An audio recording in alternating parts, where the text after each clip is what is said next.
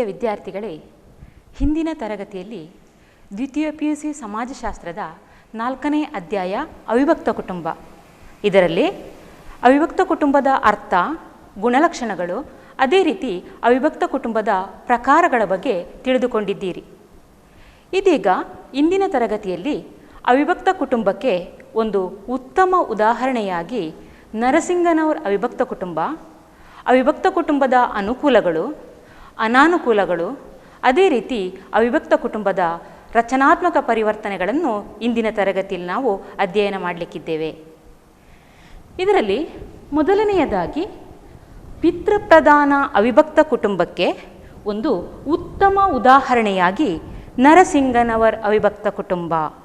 ಪಿತೃಪ್ರಧಾನ ಕುಟುಂಬಕ್ಕೆ ಒಂದು ಉತ್ತಮ ಉದಾಹರಣೆಯಾಗಿ ನರಸಿಂಗನವರ ಅವಿಭಕ್ತ ಕುಟುಂಬದ ಬಗ್ಗೆ ತಿಳಿದುಕೊಳ್ಳೋಣ.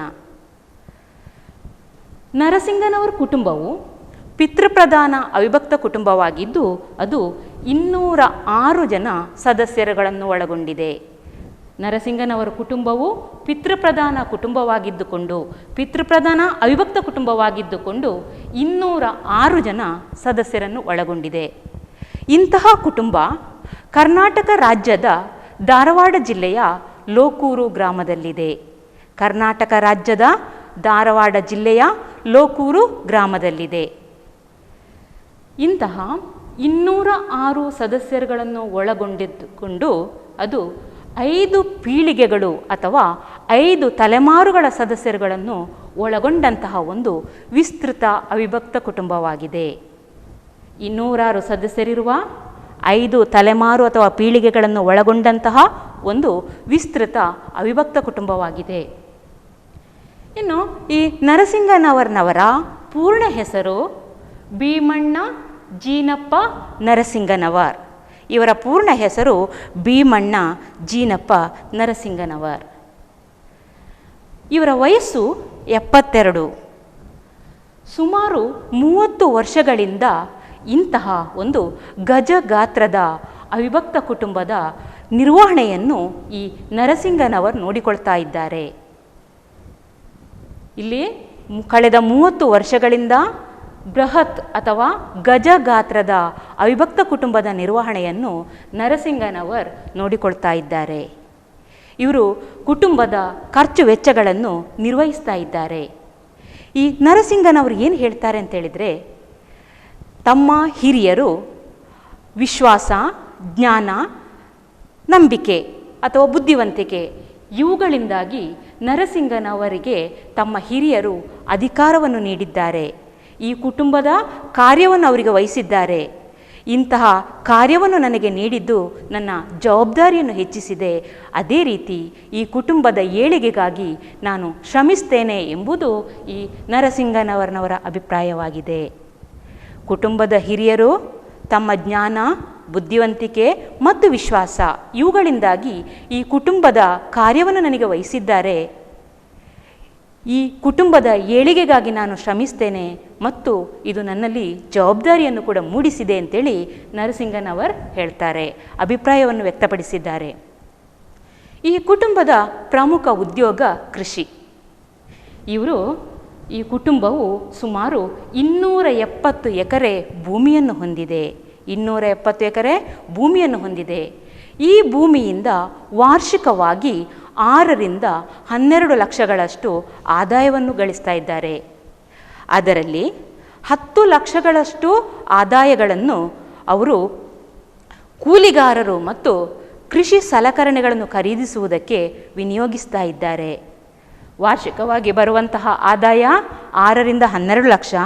ಅದರಲ್ಲಿ ಪ್ರತಿ ವರ್ಷ 10 ಲಕ್ಷದಷ್ಟು ಆದಾಯಗಳನ್ನು ಕೂಲಿಗಾರರು ಮತ್ತು ಕೃಷಿ ಸಲಕರಣೆಗಳನ್ನು ಖರೀದಿಸುವುದಕ್ಕಾಗಿ ವಿನಿಯೋಗಿಸ್ತಾ ಇದ್ದಾರೆ. ಅದೇ ರೀತಿ ಆಹಾರ, ಹಣ್ಣು ಹಂಪಲು, ತರಕಾರಿ ಇವುಗಳನ್ನು ತಾವೇ ಬೆಳೀತಾ ಇದ್ದಾರೆ. ಹಾಲಿಗಾಗಿ ಅವರು ದನಗಳನ್ನು ಕೂಡ ಸಾಕ್ತಾ ಇದ್ದಾರೆ. ಅದೇ ರೀತಿ ಇನ್ನಿತರ ದಿನಬಳಕೆಯ ವಸ್ತುಗಳು, ಬಟ್ಟೆ ಬರೆ, ಸೋಪು, ಅದೇ ರೀತಿ ಟೀ ಇವುಗಳಿಗೋಸ್ಕರ ಅವರು ಮಾರುಕಟ್ಟೆಗಳನ್ನು ಅವಲಂಬಿಸ್ತಾ ಇದ್ದಾರೆ. ಇಂತಹ ಗಜಗಾತ್ರದ ಕುಟುಂಬದಲ್ಲಿ ಆರ್ಥಿಕ ಸಂಕಷ್ಟಗಳು ಕೆಲವೊಮ್ಮೆ ಉಂಟಾದಾಗ ಅದೇ ಕುಟುಂಬದಲ್ಲಿರುವಂತಹ ಕಿರಿಯ ಸದಸ್ಯರು ಈ ನರಸಿಂಗನವರಿಗೆ ನೆರವು ನೀಡ್ತಾರೆ. ಅದೇ ರೀತಿ ಈ ನರಸಿಂಗನವರ್ ಕುಟುಂಬದ ಖರ್ಚು ವೆಚ್ಚಗಳ ಬಗ್ಗೆ ಸರಿಯಾದ ಲೆಕ್ಕಾಚಾರವನ್ನು ಕೂಡ ಇಟ್ಟುಕೊಳ್ತಾರೆ. ಈ ಕುಟುಂಬದಲ್ಲಿ ಪ್ರತಿ 8 ರಿಂದ 10 ವರ್ಷಗಳಿಗೊಮ್ಮೆ ಕಿರಿಯ ಸದಸ್ಯರ ವಿವಾಹವನ್ನು ನೆರವೇರಿಸ್ತಾರೆ. ಇನ್ನು ಕುಟುಂಬದಲ್ಲಿ ಮನೋರಂಜನೆಗಾಗಿ ಇರುವಂತಹ ಒಂದು ಏಕೈಕ ಸಾಧನ ಎಂದರೆ ಟಿವಿ ಅಥವಾ ದೂರದರ್ಶನವಾಗಿದೆ. ಇದಿಷ್ಟು ನರಸಿಂಗನವರ್ ಅವಿಭಕ್ತ ಕುಟುಂಬದ ನರಸಿಂಗನವರ್ ಪಿತೃಪ್ರಧಾನ ಅವಿಭಕ್ತ ಕುಟುಂಬದಕ್ಕೆ ಒಂದು ಉತ್ತಮ ಉದಾಹರಣೆಯಾಗಿದೆ. ಇಲ್ಲಿ ಏನೆಲ್ಲ ಹೇಳ್ಬೋದು, ಈಗ ನರಸಿಂಗನವರ ಅವಿಭಕ್ತ ಕುಟುಂಬವು ಪಿತೃಪ್ರಧಾನ ಅವಿಭಕ್ತ ಕುಟುಂಬವಾಗಿದೆ. 206 ಜನ ಸದಸ್ಯರಿದ್ದುಕೊಂಡದು 5 ಪೀಳಿಗೆಗಳನ್ನು ಒಳಗೊಂಡಿರ್ತದೆ. ಇವರ ಪೂರ್ಣ ಹೆಸರು ಭೀಮಣ್ಣ ಜೀನಪ್ಪ ನರಸಿಂಗನವರ್. ಇದೊಂದು ವಿಸ್ತೃತ ಅವಿಭಕ್ತ ಕುಟುಂಬವಾಗಿದೆ. ಅವರ ವಯಸ್ಸು 72. ಕಳೆದ 30 ವರ್ಷಗಳಿಂದ ಈ ಗಜಗಾತ್ರದ ಕುಟುಂಬದ ನಿರ್ವಹಣೆಯನ್ನು ಅವರು ನೋಡಿಕೊಳ್ತಾ ಇದ್ದಾರೆ. ಅವರ ಪ್ರಕಾರ ಏನು ಅಂತೇಳಿದರೆ, ತಮ್ಮ ಹಿರಿಯರು ಜ್ಞಾನ, ಬುದ್ಧಿವಂತಿಕೆ ಮತ್ತು ವಿಶ್ವಾಸದಿಂದ ಅವರು ನನಗೆ ಈ ಕುಟುಂಬದ ಜವಾಬ್ದಾರಿಯನ್ನು ನೀಡಿದ್ದಾರೆ. ನಾನು ಈ ಕುಟುಂಬದ ಏಳಿಗೆಗಾಗಿ ಶ್ರಮಿಸ್ತೇನೆ ಅನ್ನುವುದು ನರಸಿಂಗನವರ್ನವರ ಅಭಿಪ್ರಾಯ. ಅದೇ ರೀತಿ ತಮಗೆ ಬೇಕಾಗುವಂಥ ಆಹಾರ, ತರಕಾರಿ ಇತ್ಯಾದಿಗಳನ್ನು ಮನೆಯಲ್ಲೇ ಬೆಳೆಯುತ್ತಾರೆ. ಹಾಲಿಗಾಗಿ ದನಗಳನ್ನು ಸಾಕ್ತಾರೆ. ಅದೇ ರೀತಿ ದಿನಬಳಕೆಯ ವಸ್ತುಗಳೇ ಇರ್ಬೋದು, ದಿನಬಳಕೆಗೆ ಬೇಕಾಗುವಂತಹ ಇನ್ನಿತರ ವಸ್ತುಗಳು, ಬಟ್ಟೆ, ಔಷಧಿ, ಸೋಪು ಮತ್ತು ಟೀ ಇವುಗಳಿಗಾಗಿ ಮಾರುಕಟ್ಟೆಯನ್ನು ಅವಲಂಬಿಸಿರ್ತಾರೆ.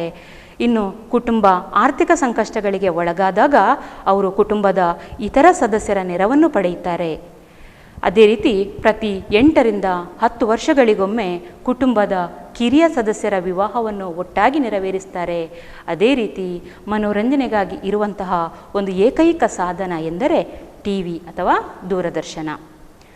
ಇಲ್ಲಿಗೆ ನರಸಿಂಗನವರ ಪಿತೃಪ್ರಧಾನ ಕುಟುಂಬದ ಬಗ್ಗೆ ಮುಗಿಯಿತು. ಇನ್ನು ಈ ಅಧ್ಯಾಯದಲ್ಲಿ ಮುಂದಿನ ವಿಷಯ ಏನು ಅಂತೇಳಿದರೆ ಅವಿಭಕ್ತ ಕುಟುಂಬದ ಅನುಕೂಲಗಳು. ಅವಿಭಕ್ತ ಕುಟುಂಬದ ಅನುಕೂಲಗಳು. ಇಲ್ಲಿ ಅವಿಭಕ್ತ ಕುಟುಂಬವು ಹಲವು ರೀತಿಯ ಅನುಕೂಲತೆಗಳನ್ನು ಒಳಗೊಂಡಿದೆ. ಅದರಲ್ಲಿ ಮೊದಲನೆಯದ್ದು ಆರ್ಥಿಕ ಅನುಕೂಲ. ಅವಿಭಕ್ತ ಕುಟುಂಬವು ಆರ್ಥಿಕ ಅನುಕೂಲವನ್ನು ಹೊಂದಿರ್ತದೆ.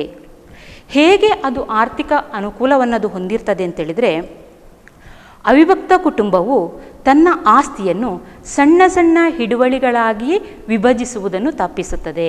ಅವಿಭಕ್ತ ಕುಟುಂಬವು ತನ್ನ ಆಸ್ತಿ ಏನಿದೋ ಆ ಆಸ್ತಿಯಲ್ಲಿ ಸಣ್ಣ ಸಣ್ಣ ವಿಭಜನೆಗಳನ್ನಾಗಿ ಮಾಡುವುದನ್ನು ತಪ್ಪಿಸುತ್ತದೆ. ಅಂದರೆ ಅಲ್ಲಿರುವಂತಹ ಸದಸ್ಯರು ಯಾರಿದ್ದಾರೋ ಆ ಸದಸ್ಯರಿಗೆ ತಮ್ಮ ಆಸ್ತಿಯಲ್ಲಿ ವಿಭಜನೆ ಮಾಡಲಿಕ್ಕೆ ಸಾಧ್ಯ ಇಲ್ಲ. ಅದೇ ರೀತಿಯಲ್ಲಿ ಅವಿಭಕ್ತ ಕುಟುಂಬದಲ್ಲಿರುವಂತಹ ಪ್ರತಿಯೊಬ್ಬ ಸದಸ್ಯರು ಕೂಡ ತನ್ನ ಸಾಮರ್ಥ್ಯಕ್ಕನುಗುಣವಾಗಿ ದುಡಿಮೆ ಮಾಡ್ತಾರೆ. ಈ ರೀತಿ ಅಲ್ಲಿರುವಂತಹ ಸದಸ್ಯರ ದುಡಿಮೆ ಮತ್ತು ಸಹಕಾರದಿಂದ ಆರ್ಥಿಕ ಕಾರ್ಯಚಟುವಟಿಕೆಗಳು ವೃದ್ಧಿಸಿ ಆ ಕುಟುಂಬದ ಸರ್ವಾಂಗೀಣ ಅಭಿವೃದ್ಧಿಯಾಗ್ತದೆ. ಇಲ್ಲಿ ಆರ್ಥಿಕ ಅನುಕೂಲಗಳು ಅಂತೇಳುವಾಗ ಏನಾಗ್ತದೆ, ಅವಿಭಕ್ತ ಕುಟುಂಬದಲ್ಲಿ ಆಸ್ತಿಯನ್ನು ವಿಭಜನೆ ಮಾಡಲಿಕ್ಕೆ ಅಲ್ಲಿ ಅವಕಾಶ ಇಲ್ಲ. ಪ್ರತಿಯೊಬ್ಬ ಸದಸ್ಯರುಗಳು ಕೂಡ ಏನು ಮಾಡ್ತಾರೆ ಅಂತೇಳಿದರೆ ಸಾಮರ್ಥ್ಯಕ್ಕನುಗುಣವಾಗಿ ದುಡಿತಾರೆ.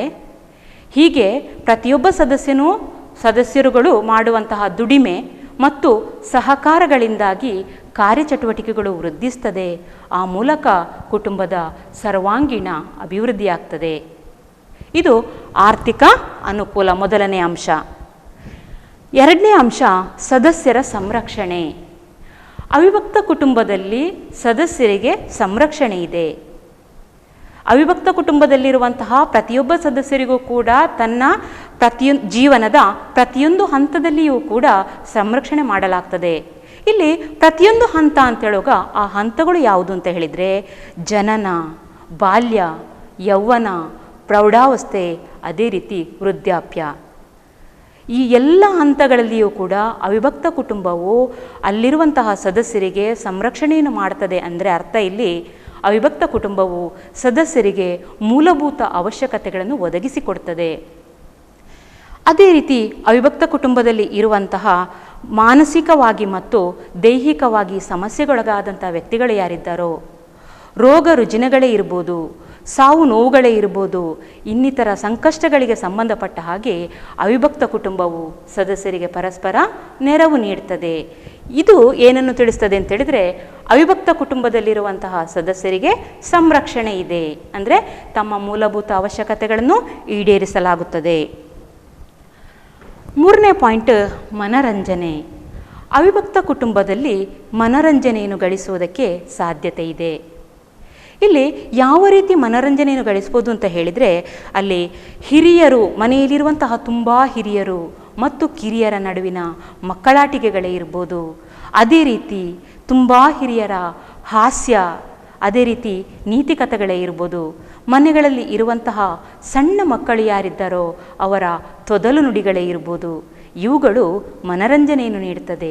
ಅದೇ ರೀತಿ ಅವಿಭಕ್ತ ಕುಟುಂಬಗಳಲ್ಲಿ ಆಚರಿಸುವಂತಹ ಧಾರ್ಮಿಕ ಕಾರ್ಯಕ್ರಮಗಳೇ ಇರುವುದು, ಧಾರ್ಮಿಕ ಕ್ರಿಯಾವಿಧಿಗಳೇ ಇರ್ಬೋದು, ಹಬ್ಬ ಹರಿದಿನಗಳೇ ಇರ್ಬೋದು, ಇವೆಲ್ಲವುಗಳಿಂದ ಕೂಡ ಅವಿಭಕ್ತ ಕುಟುಂಬದ ಸದಸ್ಯರು ಮನರಂಜನೆಯನ್ನು ಗಳಿಸುವುದಕ್ಕೆ ಸಾಧ್ಯತೆ ಇದೆ.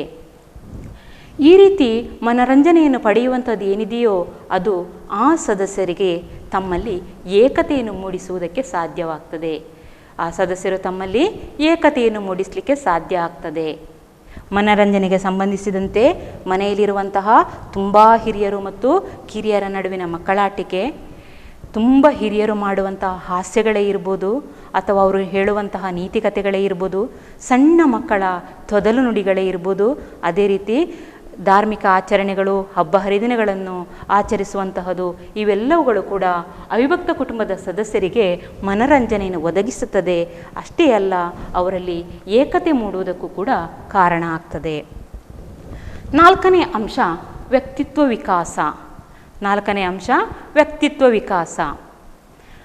ಅವಿಭಕ್ತ ಕುಟುಂಬವು ತನ್ನ ಸಾಂಸ್ಕೃತಿಕ ಚೌಕಟ್ಟಿನಲ್ಲಿಯೇ ಅಲ್ಲಿರುವಂತಹ ಸದಸ್ಯರ ವ್ಯಕ್ತಿತ್ವ ಅಭಿವೃದ್ಧಿಯಾಗುವುದಕ್ಕೆ ಅವಕಾಶ ಮಾಡಿಕೊಡ್ತದೆ, ವ್ಯಕ್ತಿತ್ವ ವಿಕಸನಕ್ಕೆ ಅವಕಾಶ ಮಾಡಿಕೊಡ್ತದೆ. ಇಲ್ಲಿ ವ್ಯಕ್ತಿತ್ವ ವಿಕಸನ ಅಂತ ಹೇಳಿದರೆ ಏನು ಅರ್ಥ ಮಾಡಿಕೊಳ್ಬೋದು ಅಂತ ಹೇಳಿದರೆ, ಅವಿಭಕ್ತ ಕುಟುಂಬದಲ್ಲಿರುವಂತಹ ಸದಸ್ಯರು ಆ ಮನೆಗಳಲ್ಲಿ ಒಳ್ಳೊಳ್ಳೆಯ ಗುಣಗಳನ್ನು ಕಲಿತುಕೊಳ್ತಾರೆ. ಉದಾಹರಣೆಗೆ ಸಂಬಂಧಪಟ್ಟ ಹಾಗೆ ತಾಳ್ಮೆ, ಸಹನೆ, ಸಹಕಾರ, ಸೇವಾ ಮನೋಭಾವ, ಅದೇ ರೀತಿ ವಿಧೇಯತೆ, ಗುರು ಹಿರಿಯರನ್ನು ಗೌರವಿಸುವಂತಹದ್ದು, ಸ್ವಾರ್ಥದ ಬದಲಾಗಿ ತ್ಯಾಗ, ಸೇವಾ ಮನೋಭಾವ, ಶಿಸ್ತು, ಸಂಯಮ, ಇಂತಹ ವಿವಿಧ ಗುಣಗಳನ್ನು ಕಿರಿಯ ಸದಸ್ಯರು ಅವಿಭಕ್ತ ಕುಟುಂಬಗಳಿಂದ ತಿಳಿದುಕೊಳ್ತಾರೆ. ಇಂತಹ ಗುಣಗಳನ್ನು ಅವರು ತಮ್ಮಲ್ಲಿ ತಿಳಿದುಕೊಳ್ಳುವುದರಿಂದ ಅವರ ವ್ಯಕ್ತಿತ್ವ ವಿಕಾಸಗೊಳ್ಳಲಿಕ್ಕೆ ಸಹಕಾರಿಯಾಗ್ತದೆ. ಇಲ್ಲೇನು ಬರ್ತದೆ? ಅವಿಭಕ್ತ ಕುಟುಂಬದ ಸದಸ್ಯರು ತಮ್ಮ ಸಾಂಸ್ಕೃತಿಕ ಚೌಕಟ್ಟಿನಲ್ಲಿಯೇ ಅಲ್ಲಿರುವಂತಹ ವ್ಯಕ್ತಿಗಳ ವ್ಯಕ್ತಿತ್ವ ವಿಕಸನಕ್ಕೆ ಅವಕಾಶ ಮಾಡಿಕೊಡ್ತಾರೆ. ಉತ್ತಮ ಗುಣಗಳಾದಂತಹ ತಾಳ್ಮೆ, ಸಹನೆ, ಸಹಕಾರ, ಸೇವಾ ಮನೋಭಾವ, ವಿಧೇಯತೆ, ಗುರು ಹಿರಿಯರನ್ನು ಗೌರವಿಸುವಂತಹದ್ದು, ಸ್ವಾರ್ಥದ ಬದಲಾಗಿ ತ್ಯಾಗ, ಶಿಸ್ತು, ಸಂಯಮ, ಇಂತಹ ಗುಣಗಳನ್ನು ಕುಟುಂಬದ ಸದಸ್ಯರು ತಮ್ಮಲ್ಲಿ ಅಳವಡಿಸಿಕೊಳ್ತಾರೆ. ಐದನೇ ಅಂಶ ಸಮಾಜವಾದದ ಪರಿಕಲ್ಪನೆ. ಐದನೇ ಅಂಶ ಸಮಾಜವಾದದ ಪರಿಕಲ್ಪನೆ. ಏನಿಲ್ಲಿ ಅವಿಭಕ್ತ ಕುಟುಂಬದಲ್ಲಿ ಸಮಾಜವಾದದ ಪರಿಕಲ್ಪನೆ ಮೂಡ್ತದೆ ಅಂತ ಹೇಳಿದರೆ ಅರ್ಥ, ಅವಿಭಕ್ತ ಕುಟುಂಬದ ಗುಣಲಕ್ಷಣಗಳಲ್ಲಿ ನಾವು ತಿಳ್ಕೊಂಡಿದ್ದೇವೆ. ಓಮಾಲೆ ಎಂಬ ತಜ್ಞರು ಅವಿಭಕ್ತ ಕುಟುಂಬವನ್ನು ಕೂಡು ಬಂಡವಾಳ ಮತ್ತು ಸಹಕಾರಿ ಸಂಘ ಎಂದು ಕರೆದಿದ್ದಾರೆ. ಓಮಾಲೆ ಎಂಬ ತಜ್ಞರು ಅವಿಭಕ್ತ ಕುಟುಂಬವನ್ನು ಕೂಡು ಬಂಡವಾಳ ಮತ್ತು ಸಹಕಾರಿ ಸಂಘ ಎಂದು ಕರೆದಿದ್ದಾರೆ. ಅಂದರೆ ಏನು ಅರ್ಥ ಮಾಡಿಕೊಳ್ಬೋದು ಇಲ್ಲಿ ಅಂತ ಹೇಳುವಾಗ, ಅವಿಭಕ್ತ ಕುಟುಂಬದ ಪ್ರತಿಯೊಬ್ಬ ಸದಸ್ಯರು ಕೂಡ ತಮ್ಮ ವಯಸ್ಸು, ಲಿಂಗ, ಶಕ್ತಿ ಹಾಗೂ ಇನ್ನಿತರ ಸಾಮರ್ಥ್ಯಕ್ಕೆ ಅನುಗುಣವಾಗಿ ತಮ್ಮ ಕುಟುಂಬದಲ್ಲಿ ಒಟ್ಟಾಗಿ ದುಡಿತಾರೆ. ಅಷ್ಟೇ ಅಲ್ಲ, ಬಂದಂತಹ ಸಂಪತ್ತನ್ನು ಅಥವಾ ಆದಾಯವನ್ನು ಕುಟುಂಬದ ಬೊಕ್ಕಸಕ್ಕೆ ಕ್ರೋಢೀಕರಿಸ್ತಾರೆ. ಬಂದಂತಹ ಆದಾಯವನ್ನು ಕ್ರೋಢೀಕರಿಸುತ್ತಾರೆ. ಇದು ಸಮಾಜವಾದದ ಪರಿಕಲ್ಪನೆಯನ್ನು ಪರೋಕ್ಷವಾಗಿ ಎತ್ತಿ ಹಿಡಿಯುವಂತಿದೆ. ಕುಟುಂಬದ ಸದಸ್ಯರು ತಮ್ಮ ವಯಸ್ಸು, ಶಕ್ತಿ, ಲಿಂಗ ಹಾಗೂ ಇನ್ನಿತರ ಸಾಮರ್ಥ್ಯಗಳಿಗೆ ಅನುಗುಣವಾಗಿ ಒಟ್ಟಾಗಿ ದುಡಿತಾರೆ. ಬಂದಂತಹ ಆದಾಯವನ್ನು ಕ್ರೋಢೀಕರಿಸ್ತಾರೆ. ಇದು ಸಮಾಜವಾದದ ಪರಿಕಲ್ಪನೆಯನ್ನು ಎತ್ತಿ ಹಿಡಿತದೆ. ಅದೇ ರೀತಿ ಅವಿಭಕ್ತ ಕುಟುಂಬದ ಸದಸ್ಯರು ಪರಸ್ಪರ ಹೊಂದಾಣಿಕೆಯಿಂದ ಒಂದೇ ಅಡುಗೆ ಮನೆಯಲ್ಲಿ ಆಹಾರ ತಯಾರಿಸ್ತಾರೆ. ಅಷ್ಟೇ ಅಲ್ಲ, ಒಟ್ಟಾಗಿ ತಯಾರಿಸಿದಂತಹ ಆಹಾರವನ್ನು ಅವರು ಒಟ್ಟಾಗಿ ಸೇವಿಸ್ತಾರೆ. ಇದು ಕೂಡ ಸಮಾಜವಾದದ ಪರಿಕಲ್ಪನೆಯನ್ನು ಎತ್ತಿ ಹಿಡಿಯುತ್ತದೆ ಅಥವಾ ಸಮಾಜವಾದದ ಪರಿಕಲ್ಪನೆಗೆ ಪ್ರೇರೇಪಣೆ ನೀಡುತ್ತದೆ. ಇದು ಸಮಾಜವಾದದ ಪರಿಕಲ್ಪನೆಯಾಗಿದೆ. ಸಮಾಜವಾದದ ಪರಿಕಲ್ಪನೆಯಲ್ಲಿ ಅವಿಭಕ್ತ ಕುಟುಂಬದ ಪ್ರತಿಯೊಬ್ಬ ಸದಸ್ಯರು ಕೂಡ ತಮ್ಮ ವಯಸ್ಸು, ಲಿಂಗ, ಶಕ್ತಿ ಹಾಗೂ ಇನ್ನಿತರ ಸಾಮರ್ಥ್ಯಗಳಿಗೆ ಅನುಗುಣವಾಗಿ ಒಟ್ಟಾಗಿ ದುಡಿತಾರೆ, ಬಂದಂತಹ ಆದಾಯವನ್ನು ಕ್ರೋಢೀಕರಿಸ್ತಾರೆ. ಅದೇ ರೀತಿ ಅವಿಭಕ್ತ ಕುಟುಂಬದ ಸದಸ್ಯರು ಪರಸ್ಪರ ಹೊಂದಾಣಿಕೆಯಿಂದ ಒಂದೇ ಅಡುಗೆ ಮನೆಯಲ್ಲಿ ಆಹಾರ ಸೇವಿಸ್ತಾರೆ, ಅದನ್ನು ಒಟ್ಟಾಗಿ ಸೇವನೆಯೂ ಮಾಡ್ತಾರೆ. ಇದು ಕೂಡ ಸಮಾಜವಾದ ಪರಿಕಲ್ಪನೆಯನ್ನು ಎತ್ತಿ ಹಿಡಿಯುತ್ತದೆ. ಈಗ ಅವಿಭಕ್ತ ಕುಟುಂಬದ ಅನುಕೂಲಗಳು ಯಾವುದೆಲ್ಲ? ಆರ್ಥಿಕ ಅನುಕೂಲ. ಆರ್ಥಿಕ ಅನುಕೂಲದಲ್ಲಿ ಏನು ನೋಡಿದ್ದು ನಾವು? ಕುಟುಂಬದ ಆಸ್ತಿಯಲ್ಲಿ ವಿಭಜನೆಗೆ ಅವಕಾಶ ಇಲ್ಲ, ಎಲ್ಲರೂ ಒಟ್ಟು ಸೇರಿ ಸಹಕಾರದಿಂದ ದುಡಿತಾರೆ.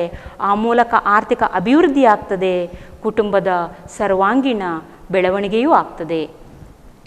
ಅದೇ ರೀತಿ ಸದಸ್ಯರ ಸಂರಕ್ಷಣೆ ಅಂತ ಹೇಳುವಾಗ ಅವಿಭಕ್ತ ಕುಟುಂಬವು ತನ್ನ ಸದಸ್ಯರಿಗೆ ಪ್ರತಿ ಹಂತದಲ್ಲಿಯೂ ಸಂರಕ್ಷಣೆ ನೀಡ್ತದೆ ಅಂತ ಹೇಳುವಾಗ ಜನನ, ಬಾಲ್ಯ, ಯೌವನ, ಪ್ರೌಢಾವಸ್ಥೆ, ಅದೇ ರೀತಿ ವೃದ್ಧಾಪ್ಯ, ಅದೇ ರೀತಿ ಮಾನಸಿಕವಾಗಿ ಮತ್ತು ದೈಹಿಕವಾಗಿ ಸಮಸ್ಯೆಗೊಳಗಾದಂಥ ವ್ಯಕ್ತಿಗಳೇ ಇರ್ಬೋದು, ಎಲ್ಲರಿಗೂ ಕೂಡ ಅವಿಭಕ್ತ ಕುಟುಂಬ ಏನು ಮಾಡ್ತದೆ ಅಂತ ಹೇಳಿದರೆ ಮೂಲಭೂತ ಸಂರಕ್ಷಣೆಯನ್ನು, ಮೂಲಭೂತ ಅವಶ್ಯಕತೆಗಳನ್ನು ಒದಗಿಸಿಕೊಡ್ತದೆ. ಮನರಂಜನೆಯಲ್ಲಿ ನಾವೇನು ನೋಡಿದ್ದು? ಹಬ್ಬ ಹರಿದಿನಗಳು, ಧಾರ್ಮಿಕ ಕ್ರಿಯಾವಿಧಿಗಳೇ ಇರ್ಬೋದು. ಇಂತಹ ಸಂದರ್ಭದಲ್ಲಿ ಅವಿಭಕ್ತ ಕುಟುಂಬದ ಸದಸ್ಯರು ಮನರಂಜನೆಯನ್ನು ಪಡೆಯುತ್ತಾರೆ. ಇದು ಅವರಲ್ಲಿ ಏಕತೆಯನ್ನು ಮೂಡಿಸುತ್ತದೆ. ವ್ಯಕ್ತಿತ್ವ ವಿಕಾಸಕ್ಕೆ ನಾವೇನು ಹೇಳ್ಬೋದು ಅಂತೇಳಿದರೆ, ಅವಿಭಕ್ತ ಕುಟುಂಬವು ತನ್ನ ಸದಸ್ಯರಿಗೆ ಅಲ್ಲಿರುವಂತಹ ಸಾಂಸ್ಕೃತಿಕ ಚೌಕಟ್ಟಿನಲ್ಲಿಯೇ ವ್ಯಕ್ತಿತ್ವ ವಿಕಸನಕ್ಕೆ ಅವಕಾಶ ಮಾಡಿಕೊಡ್ತದೆ. ಅವಿಭಕ್ತ ಕುಟುಂಬದ ಸದಸ್ಯರೇನು ಮಾಡ್ತಾರೆ? ಉತ್ತಮ ಗುಣಗಳಾದಂತಹ ತಾಳ್ಮೆ, ಸಹನೆ, ಅದೇ ರೀತಿ ಸೇವಾ ಮನೋಭಾವ, ತ್ಯಾಗ, ಶಿಸ್ತು, ಸಂಯಮ, ವಿಧೇಯತೆ, ಗುರು ಹಿರಿಯರನ್ನು ಗೌರವಿಸುವುದು, ಇಂತಹ ಉತ್ತಮ ಗುಣಗಳನ್ನು ಅವಿಭಕ್ತ ಕುಟುಂಬದ ಸದಸ್ಯರು ತಿಳಿದುಕೊಳ್ತಾರೆ. ಸಮಾಜವಾದದ ಪರಿಕಲ್ಪನೆಗೆ ಸಂಬಂಧಿಸಿದಂತೆ ಎಲ್ಲರೂ ಒಟ್ಟಾಗಿ ದುಡಿತಾರೆ, ದುಡಿದಂತಹ ಸಂಪತ್ತನ್ನು ಒಟ್ಟು ಸೇರಿಸ್ತಾರೆ. ಇದು ಸಮಾಜವಾದದ ಪರಿಕಲ್ಪನೆಯನ್ನು ಎತ್ತಿ ಹಿಡಿಯುತ್ತದೆ. ಮುಂದೆ ಅವಿಭಕ್ತ ಕುಟುಂಬದ ಅನಾನುಕೂಲಗಳು. ಅವಿಭಕ್ತ ಕುಟುಂಬದ ಅನಾನುಕೂಲಗಳು, ಅದರಲ್ಲಿ ಒಂದನೇ ಅಂಶ ಸೋಮಾರಿತನಕ್ಕೆ ಪ್ರೋತ್ಸಾಹ. ಅವಿಭಕ್ತ ಕುಟುಂಬವು ಸೋಮಾರಿತನಕ್ಕೆ ಪ್ರೋತ್ಸಾಹ ನೀಡ್ತದೆ. ಹೇಗೆ ಇಲ್ಲಿ ಅವಿಭಕ್ತ ಕುಟುಂಬವು ಸೋಮಾರಿತನಕ್ಕೆ ಪ್ರೋತ್ಸಾಹವನ್ನು ನೀಡ್ತದೆ ಅಂತ ಹೇಳಿದಾಗ, ಸೋಮಾರಿತನಕ್ಕೆ ಪ್ರೋತ್ಸಾಹ ಅಲ್ಲಿ ಅವಿಭಕ್ತ ಕುಟುಂಬದಲ್ಲಿ ದುಡಿಯುವಂತಹ ವ್ಯಕ್ತಿಗಳು ಸದಾ ದುಡಿತಲೇ ಇರ್ತಾರೆ. ಅದೇ ರೀತಿ ಅವಿಭಕ್ತ ಕುಟುಂಬಗಳಲ್ಲಿರುವಂತಹ ಕೆಲವು ಸದಸ್ಯರು ಸೋಮಾರಿ ಜೀವನವನ್ನು ನಡೆಸ್ತಾರೆ. ಇಲ್ಲಿ ಅವಿಭಕ್ತ ಕುಟುಂಬದಲ್ಲಿರುವಂತಹ ಕೆಲವು ಸದಸ್ಯರು ಸೋಮಾರಿ ಜೀವನವನ್ನು ನಡೆಸ್ತಾರೆ. ಯಾಕೆ ಅಲ್ಲಿ ಸೋಮಾರಿ ಜೀವನಕ್ಕೆ ಅವಕಾಶ ಇದೆ ಅಂತ ಹೇಳಿದರೆ, ಅವಿಭಕ್ತ ಕುಟುಂಬವು ಅಲ್ಲಿರುವಂತಹ ಎಲ್ಲ ಸದಸ್ಯರ ಮೂಲಭೂತ ಅವಶ್ಯಕತೆಗಳನ್ನದು ಈಡೇರಿಸುತ್ತದೆ, ಮೂಲಭೂತ ಅವಶ್ಯಕತೆಗಳನ್ನು ಈಡೇರಿಸ್ತದೆ. ಹೀಗೆ ಎಲ್ಲ ಸದಸ್ಯರ ಮೂಲಭೂತ ಅವಶ್ಯಕತೆಗಳನ್ನು ಈಡೇರಿಸುವಂತಹ ಸಂದರ್ಭದಲ್ಲಿ ಕೆಲವು ದುಡಿಯುವಂತಹ ವ್ಯಕ್ತಿಗಳು ಕೂಡ ಏನು ಮಾಡ್ತಾರೆ ಅಂತ ಹೇಳಿದರೆ, ಅವರು ಸೋಮಾರಿತನಕ್ಕೆ ಅವಕಾಶ ನೀಡ್ತಾರೆ. ಕೆಲವು ದುಡಿಯುವಂತಹ ವ್ಯಕ್ತಿಗಳು ಕೂಡ ಏನು ಮಾಡಿದ್ದಾರೋ ಅವರು ಸೋಮಾರಿಗಳಾಗಲು ಹೆಚ್ಚಿನ ಅವಕಾಶ ನೀಡ್ತದೆ. ಇದು ಅವಿಭಕ್ತ ಕುಟುಂಬವು ಸೋಮಾರಿತನಕ್ಕೆ ಹೆಚ್ಚಿನ ಪ್ರೋತ್ಸಾಹ ನೀಡ್ತದೆ ಅಂತೇಳಿದರೆ, ದುಡಿಯುವಂತಹ ವ್ಯಕ್ತಿಗಳು ಯಾವತ್ತೂ ದುಡಿತಲೇ ಇರ್ತಾರೆ. ಕೆಲವು ಜನ ಸದಸ್ಯರು ಸೋಮಾರಿ ಜೀವನ ನಡೆಸ್ತಾ ಇರ್ತಾರೆ. ಅಂದರೆ ಅವಿಭಕ್ತ ಕುಟುಂಬಗಳು ಅಲ್ಲಿರುವಂತಹ ಎಲ್ಲ ಸದಸ್ಯರಿಗೆ ಮೂಲಭೂತ ಅವಶ್ಯಕತೆಗಳನ್ನು ಒದಗಿಸ್ತದೆ. ಈ ನಿಟ್ಟಿನಲ್ಲಿ ದುಡಿಲಿಕ್ಕೆ ಸಶಕ್ತರಾಗಿರುವಂತಹ ವ್ಯಕ್ತಿಗಳು ಯಾರಿದ್ದಾರೋ ಅವರು ಕೆಲವೊಮ್ಮೆ ಸೋಮಾರಿಗಳಾಗಿ ಜೀವನ ನಡೆಸುವಂತಹದ್ದು ಕೂಡ ಇದೆ. ಎರಡನೇ ಅಂಶ ವ್ಯಕ್ತಿತ್ವ ಬೆಳವಣಿಗೆಗೆ ಅಡಚಣೆ. ವ್ಯಕ್ತಿತ್ವ ಬೆಳವಣಿಗೆಗೆ ಅಡಚಣೆ ಅವಿಭಕ್ತ ಕುಟುಂಬಗಳು ವ್ಯಕ್ತಿತ್ವ ಬೆಳವಣಿಗೆ ಮತ್ತು ಸ್ವಾವಲಂಬನೆಗೆ ಸೀಮಿತ ಅವಕಾಶ ನೀಡುತ್ತದೆ. ವ್ಯಕ್ತಿತ್ವ ಬೆಳವಣಿಗೆ ಮತ್ತು ಸ್ವಾವಲಂಬನೆಗೆ ಸೀಮಿತ ಅವಕಾಶ ನೀಡುತ್ತದೆ ಅಂತ ಹೇಳಿದರೆ, ಅವಿಭಕ್ತ ಕುಟುಂಬದಲ್ಲಿರುವಂತಹ ಕಿರಿಯ ಸದಸ್ಯರು ಯಾರಿದ್ದಾರೋ ಅವರು ಅದೇ ಕುಟುಂಬದಲ್ಲಿರುವಂತಹ ಹಿರಿಯರ ಬೆಂಬಲ ಮತ್ತು ನೆರವು ಏನಿದೆಯೋ ಅದರಲ್ಲಿ ಬೆಳಿಬೇಕಾಗ್ತದೆ. ಕಿರಿಯ ಸದಸ್ಯರಿಗೆ ತಮ್ಮ ಅಭಿಪ್ರಾಯಗಳು, ಚಿಂತನೆಗಳೇ ಇರ್ಬೋದು, ಭಾವನೆಗಳೇ ಇರ್ಬೋದು, ಅಥವಾ ಪ್ರವೃತ್ತಿಗಳು, ಪ್ರತಿಭೆಗಳೇ ಇರ್ಬೋದು, ಇವುಗಳನ್ನು ವ್ಯಕ್ತಪಡಿಸುವುದಕ್ಕೆ ಸೀಮಿತ ಅವಕಾಶ ಇದೆ. ಇಂತಹ ಸಂದರ್ಭದಲ್ಲಿ ಆ ಕುಟುಂಬಗಳಲ್ಲಿ ಇರುವಂತಹ ವ್ಯಕ್ತಿಗಳು ಬಾಹ್ಯ ಜಗತ್ತಿನಲ್ಲಿ ಅವರಿಗೆ ಒಬ್ಬಂಟಿಯಾಗಿ ಜೀವನ ಎದುರಿಸುವಂತಹ ಸಾಮರ್ಥ್ಯ ಇರುವುದಿಲ್ಲ. ಇಲ್ಲಿ ವ್ಯಕ್ತಿತ್ವ ಬೆಳವಣಿಗೆಗೆ ಅಡಚಣೆ ಅಂತ ಹೇಳಿದಾಗ, ಅವಿಭಕ್ತ ಕುಟುಂಬಗಳು ವ್ಯಕ್ತಿತ್ವ ಬೆಳವಣಿಗೆ ಮತ್ತು ಸ್ವಾವಲಂಬನೆಗೆ ಸೀಮಿತ ಅವಕಾಶ ನೀಡ್ತದೆ. ಕುಟುಂಬದಲ್ಲಿರುವಂತಹ ಕಿರಿಯ ವ್ಯಕ್ತಿಗಳು ಅಲ್ಲಿರುವಂತಹ ಹಿರಿಯ ವ್ಯಕ್ತಿಗಳ ಬೆಂಬಲ ಮತ್ತು ನೆರವಿನಲ್ಲೇ ಬೆಳೆಯಬೇಕಾಗುತ್ತದೆ. ಕಿರಿಯ ವ್ಯಕ್ತಿಗಳ ಆಲೋಚನೆಗಳು, ಅಭಿಪ್ರಾಯಗಳು, ಚಿಂತನೆಗಳೇ ಇರ್ಬೋದು, ಪ್ರತಿಭೆಗಳೇ ಇರ್ಬೋದು, ಸಾಮರ್ಥ್ಯ ಇದಾವುದನ್ನು ಕೂಡ ವ್ಯಕ್ತಪಡಿಸುವುದಕ್ಕೆ ಅಲ್ಲಿ ಹೆಚ್ಚಿನ ಅವಕಾಶಗಳಿರುವುದಿಲ್ಲ. ಇದು ಏನಾಗ್ತದೆ ಅಂತ ಹೇಳಿದರೆ ವ್ಯಕ್ತಿತ್ವ ಬೆಳವಣಿಗೆಗೆ ಅಡಚಣೆ ಎಂಬುದನ್ನು ಸೂಚಿಸ್ತದೆ. ಇಂತಹ ಸಂದರ್ಭದಲ್ಲಿ ಆ ಕಿರಿಯ ಸದಸ್ಯರು ಯಾರಿದ್ದಾರೋ ಅವರಿಗೆ ಬಾಹ್ಯ ಜಗತ್ತಿನಲ್ಲಿ ಒಬ್ಬಂಟಿಯಾಗಿ ಜೀವನ ನಡೆಸುವಂತಹ ಸಾಮರ್ಥ್ಯ ಅವರಲ್ಲಿ ಇರುವುದಿಲ್ಲ. ಮೂರನೇ ಅಂಶ ಸ್ವಜನ ಪಕ್ಷಪಾತ, ಆಂತರಿಕ ಘರ್ಷಣೆ ಮತ್ತು ದಾವೆ. ಮೂರನೇ ಅಂಶ ಸ್ವಜನ ಪಕ್ಷಪಾತ, ಆಂತರಿಕ ಘರ್ಷಣೆ ಮತ್ತು ದಾವೆ. ಇಲ್ಲಿ ಅವಿಭಕ್ತ ಕುಟುಂಬಗಳಲ್ಲಿ ಸ್ವಜನ ಪಕ್ಷಪಾತ, ಇಲ್ಲಿ ಸ್ವಜನ ಪಕ್ಷಪಾತ ಅಂತ ಹೇಳಿದರೆ ಕರ್ತಾನು, ಈಗ ನಾವು ಗುಣಲಕ್ಷಣದಲ್ಲಿ ನೋಡಿದ್ದೇವೆ, ಅವಿಭಕ್ತ ಕುಟುಂಬದ ಮುಖ್ಯಸ್ಥನನ್ನು ನಾವು ಕರ್ತ ಎಂದು ಕರೀತೇವೆ. ಇಂತಹ ಕರ್ತ ತನ್ನ ಪತ್ನಿ ಮತ್ತು ಮಕ್ಕಳು ಯಾರಿದ್ದಾರೋ ಅವರ ಬೇಡಿಕೆಗಳನ್ನು ಈಡೇರಿಸುವಂತಹದ್ದು, ಇತರ ಸದಸ್ಯರ ಬೇಡಿಕೆಗಳನ್ನು ಈಡೇರಿಸದೇ ಇರುವಂತಹದ್ದು. ಅಂತಹ ಸಂದರ್ಭದಲ್ಲಿ ಆ ಕುಟುಂಬದಲ್ಲಿ ಬರುವಂತಹ ಸದಸ್ಯರಲ್ಲಿ ಭಿನ್ನಾಭಿಪ್ರಾಯಗಳು ಮೂಡುತ್ತದೆ. ಆಗ ಈ ರೀತಿ ಭಿನ್ನಾಭಿಪ್ರಾಯಗಳು ಮೂಡಿದಾಗ ಏನಾಗ್ತದೆ ಅಂತ ಹೇಳಿದ್ರೆ ಆಂತರಿಕ ಘರ್ಷಣೆ ಉಂಟಾಗ್ತದೆ. ಅದು ಕೆಲವೊಮ್ಮೆ ದಾವೆಗೂ ಕೂಡ ಅವಕಾಶ ಮಾಡಿಕೊಡ್ತದೆ. ಅದೇ ರೀತಿಯಲ್ಲಿ ಕುಟುಂಬದಲ್ಲಿ ಇರುವಂತಹ ತುಂಬ ಹಿರಿಯರು ಮತ್ತು ಕಿರಿಯರ ನಡುವಿನ ವ್ಯತ್ಯಾಸಗಳೇ ಇರ್ಬೋದು, ತುಂಬ ಕಿರಿಯರು ಮತ್ತು ಹಿರಿಯರ ನಡುವಿನ ವ್ಯತ್ಯಾಸಗಳೇ ಇರ್ಬೋದು, ಸ್ತ್ರೀಯರು ನಡುವೆ ಜಗಳಗಳೇ ಇರ್ಬೋದು, ಅಥವಾ ಅತ್ತೆ ಸೊಸೆಯರ ಸಮಸ್ಯೆಗಳೇ ಇರ್ಬೋದು, ಇವುಗಳು ಕೂಡ ಆಂತರಿಕ ಘರ್ಷಣೆಗೆ ಅವಕಾಶ ನೀಡ್ತದೆ. ಇಲ್ಲಿ ಸ್ವಜನ ಪಕ್ಷಪಾತ, ಆಂತರಿಕ ಘರ್ಷಣೆ ಮತ್ತು ದಾವೆ. ಸ್ವಜನ ಪಕ್ಷಪಾತ ಅಂತ ಹೇಳಿದಾಗ ಕರ್ತಾನು ತನ್ನ ಪತ್ನಿ ಮತ್ತು ಮಕ್ಕಳ ಬೇಡಿಕೆಗಳನ್ನು ಈಡೇರಿಸ್ಬೋದು, ಇತರರ ಬೇಡಿಕೆಗಳನ್ನು ಈಡೇರಿಸದೇ ಇದ್ದಾಗ ಭಿನ್ನಾಭಿಪ್ರಾಯ ಬರ್ತದೆ. ಇಂತಹ ಭಿನ್ನಾಭಿಪ್ರಾಯದಿಂದ ಆಂತರಿಕ ಘರ್ಷಣೆ ಉಂಟಾಗ್ತದೆ, ಅದು ದಾವೆಗೂ ಅವಕಾಶ ಮಾಡಿಕೊಡ್ತದೆ. ಅದೇ ರೀತಿಯಲ್ಲಿ ನಾಲ್ಕನೇ ಅಂಶ ಏನು ಅಂತೇಳಿದರೆ, ಅನಾನುಕೂಲದಲ್ಲಿ ನಾಲ್ಕನೇ ಅಂಶ ಏನು ಅಂತೇಳಿದರೆ ಉಳಿತಾಯ ಮತ್ತು ಆರ್ಥಿಕ ಹೂಡಿಕೆಗೆ ಅವಕಾಶ ಇಲ್ಲ. ಅವಿಭಕ್ತ ಕುಟುಂಬದಲ್ಲಿ ಉಳಿತಾಯ ಮತ್ತು ಆರ್ಥಿಕ ಹೂಡಿಕೆಗೆ ಸೀಮಿತ ಅವಕಾಶ ಇದೆ. ಇಲ್ಲಿ ಆರ್ಥಿಕ ಹೂಡಿಕೆ ಅಂತ ಹೇಳಿದರೆ ಬಂಡವಾಳ ಹೂಡಿಕೆಗೆ ಸೀಮಿತವಾದಂಥ ಅವಕಾಶ ಇದೆ. ಯಾಕೆ ಇಲ್ಲಿ ಸೀಮಿತವಾದಂಥ ಅವಕಾಶ ಇದೆ ಅಂತ ಹೇಳಿದರೆ, ಅವಿಭಕ್ತ ಕುಟುಂಬದಲ್ಲಿ ಬರುವಂತಹ ಸಂಪತ್ತು ಅಥವಾ ಆದಾಯ ಏನಿದೆಯೋ ಅದನ್ನು ಅದೇ ಕುಟುಂಬದಲ್ಲಿ ಇರುವಂತಹ ಸದಸ್ಯರ ಮೂಲಭೂತ ಬೇಡಿಕೆಗಳನ್ನು ಈಡೇರಿಸುವುದಕ್ಕೆ ವಿನಿಯೋಗಿಸ್ತಾರೆ. ಅವಿಭಕ್ತ ಕುಟುಂಬದಲ್ಲಿ ಬರುವಂಥ ಆದಾಯ ಅಥವಾ ಸಂಪತ್ತು ಏನಿದೆಯೋ ಅದನ್ನು ಅದೇ ಕುಟುಂಬದಲ್ಲಿರುವಂತಹ ಸದಸ್ಯರ ಮೂಲಭೂತ ಬೇಡಿಕೆಗಳನ್ನು ಈಡೇರಿಸಲಿಕ್ಕೆ ಅಥವಾ ಮೂಲಭೂತ ಅಗತ್ಯತೆಗಳನ್ನು ಈಡೇರಿಸುವುದಕ್ಕೆ ವಿನಿಯೋಗಿಸಲಾಗುತ್ತದೆ. ಅದೇ ರೀತಿಯಲ್ಲಿ ಅವಿಭಕ್ತ ಕುಟುಂಬಗಳಲ್ಲಿ ಹಬ್ಬ ಹರಿದಿನಗಳನ್ನು ಆಚರಿಸುವಂತಹ ಸಂದರ್ಭದಲ್ಲಿ ದುಬಾರಿ ಹಣ ವ್ಯಯಿಸುವಂಥದ್ದು, ಹೆಚ್ಚಿನ ಹಣ ಖರ್ಚು ಮಾಡುವಂಥದ್ದು, ದುಂದು ವೆಚ್ಚ, ಅದೇ ರೀತಿ ಭವಿಷ್ಯದ ಬಗ್ಗೆ ಕಾಳಜಿ ಇಲ್ಲದೇ ಇರುವಂತಹದ್ದು, ಇವುಗಳು ಕೂಡ ಅವಿಭಕ್ತ ಕುಟುಂಬದಲ್ಲಿ ಆರ್ಥಿಕ ಹೂಡಿಕೆ ಅಥವಾ ಬಂಡವಾಳ ಹೂಡಿಕೆಗೆ ಅವಕಾಶ ಇಲ್ಲದಂತಾಗುತ್ತದೆ. ಇದರಿಂದ ಅವಿಭಕ್ತ ಕುಟುಂಬದಲ್ಲಿ ಉಳಿತಾಯ ಮತ್ತು ಬಂಡವಾಳ ಹೂಡಿಕೆಗೆ ಅವಕಾಶ ಇಲ್ಲ. ಯಾವ ರೀತಿಯಲ್ಲಿ ಅವಕಾಶ ಇಲ್ಲ? ಕುಟುಂಬದಿಂದ ಬಂದಂತಹ ಆದಾಯವನ್ನು ಅವರ ಮೂಲಭೂತ ಅವಶ್ಯಕತೆಗಳನ್ನು ಈಡೇರಿಸಲಿಕ್ಕೆ ವಿನಿಯೋಗಿಸ್ತಾರೆ. ಹಬ್ಬ ಹರಿದಿನಗಳನ್ನು ಆಚರಿಸುವಂತಹ ಸಂದರ್ಭದಲ್ಲಿ ದುಬಾರಿ ಹಣ ಖರ್ಚು ಮಾಡ್ತಾರೆ, ದುಂದುವೆಚ್ಚ ಮಾಡ್ತಾರೆ. ಅದೇ ರೀತಿ ಅಲ್ಲಿ ಅವರಿಗೆ ಭವಿಷ್ಯತ್ತಿನ ಬಗ್ಗೆ ಕಾಳಜಿ ಇಲ್ಲದೆ ಇರ್ಬೋದು.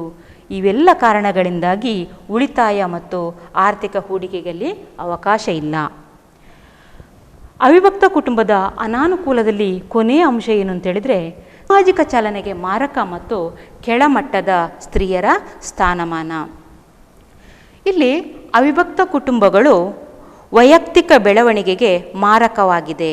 ಅವಿಭಕ್ತ ಕುಟುಂಬಗಳು ವೈಯಕ್ತಿಕ ಬೆಳವಣಿಗೆಗೆ ಮಾರಕವಾಗಿದೆ. ಇಲ್ಲಿ ವೈಯಕ್ತಿಕ ಬೆಳವಣಿಗೆಗೆ ಮಾರಕವಾಗಿದೆ ಅಂತ ಹೇಳಿದರೆ, ಅವಿಭಕ್ತ ಕುಟುಂಬದಲ್ಲಿರುವಂತಹ ಇತರ ಸದಸ್ಯರು ಯಾರಿದ್ದರೋ ಅವರ ಆಲೋಚನೆಗಳು, ಅಭಿಪ್ರಾಯಗಳೇ ಇರ್ಬೋದು, ಪ್ರತಿಭೆ, ಸಾಮರ್ಥ್ಯ, ಉದ್ಯಮಶೀಲತೆ ಇವುಗಳಿಗೆ ಸೀಮಿತ ಅವಕಾಶ ಇದೆ. ಇವುಗಳಿಗೆ ಯಾವಾಗ ಸೀಮಿತ ಅವಕಾಶ ಇರ್ತದೋ ಅದು ಅಲ್ಲಿರುವಂತಹ ಸದಸ್ಯರ ವೈಯಕ್ತಿಕ ಬೆಳವಣಿಗೆಗೆ ಅಡಚಣೆಯನ್ನು ಸೂಚಿಸುತ್ತದೆ. ವೈಯಕ್ತಿಕ ಬೆಳವಣಿಗೆಗೆ ಅಡಚಣೆಯನ್ನು ಸೂಚಿಸುತ್ತದೆ. ಅದೇ ರೀತಿ ಕೆಳಮಟ್ಟದ ಸ್ತ್ರೀಯರ ಸ್ಥಾನಮಾನ. ಕೆಳಮಟ್ಟದ ಸ್ತ್ರೀಯರ ಸ್ಥಾನಮಾನ, ಇಲ್ಲಿ ಕೆಳಮಟ್ಟದ ಸ್ತ್ರೀಯರ ಸ್ಥಾನಮಾನ ಅಂತ ಹೇಳುವಾಗ, ಪಿತೃಪ್ರಧಾನ ಅವಿಭಕ್ತ ಕುಟುಂಬಗಳಲ್ಲಿ ಪುರುಷ ಪ್ರಧಾನವಾಗಿರ್ತದೆ. ಪಿತೃಪ್ರಧಾನ ಅವಿಭಕ್ತ ಕುಟುಂಬಗಳಲ್ಲಿ ಪುರುಷರು ಪ್ರಧಾನವಾಗಿರ್ತಾರೆ. ಆದರೆ ಸ್ತ್ರೀಯರು ಅಲ್ಲಿ ಪುರುಷರಿಗೆ ಅಧೀನವಾಗಿರುವಂತಹದು. ಸ್ತ್ರೀಯರು ಪುರುಷರಿಗೆ ಅಧೀನರಾಗಿರ್ತಾರೆ. ಇದು ಸ್ತ್ರೀಯರ ಕೆಳಮಟ್ಟದ ಸ್ಥಾನಮಾನವನ್ನು ಸೂಚಿಸುತ್ತದೆ. ಈಗ ಅವಿಭಕ್ತ ಕುಟುಂಬದ ಅನಾನುಕೂಲಗಳು ಯಾವುದೆಲ್ಲ? ಸೋಮಾರಿತನಕ್ಕೆ ಪ್ರೋತ್ಸಾಹ, ಅಂದರೆ ದುಡಿತಿರೋರು ಯಾವಾಗಲೂ ದುಡಿತಾರೆ ಇರ್ತಾರೆ. ಅದೇ ರೀತಿ ಕೆಲವು ವ್ಯಕ್ತಿಗಳು ಅಲ್ಲಿ ಏನು ಮಾಡ್ತಾರೆ ಅಂತ ಹೇಳಿದರೆ, ದುಡಿಯದೆ ಸೋಮಾರಿ ಜೀವನ ನಡೆಸ್ತಿರ್ತಾರೆ.